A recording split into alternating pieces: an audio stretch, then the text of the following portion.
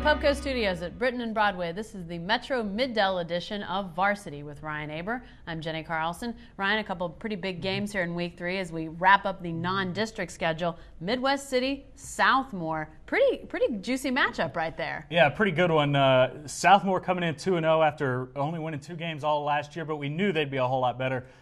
Midwest City bounced back last week after a pretty bad loss to Del City the week before. Now, it turns out Del City's pretty good, but they got more last week, and that was sort of a game that they used to regroup a little bit, got some younger players in, only got a half in.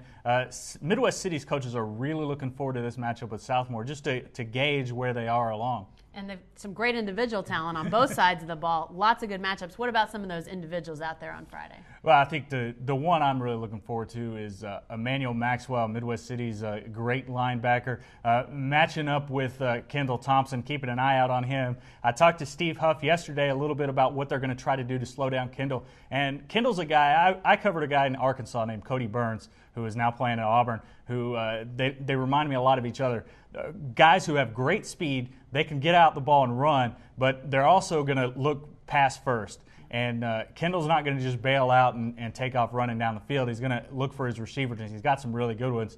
So Steve Huff told me that Midwest City has really got to play some different coverages on them, try to mix things up to keep Kendall Thompson in check. Let's turn our attention to a big rivalry game. Star Spencer, Douglas. Douglas coming off a loss to Millwood. Star coming off a win after an opening week, throttling really. What are you expecting out of this matchup? Well, I think it's going to be a really good game. You look at the scores both against Millwood, and you wouldn't think so because Douglas played Millwood within 4 points. Star Spencer got blown out by the Falcons, but Star Spencer had some key players missing in that. Douglas's defense, though, is really good, and I really think they're going to give Star Spencer's running game some problems because their offensive line isn't quite to the level they'd like it to be at this point of the season.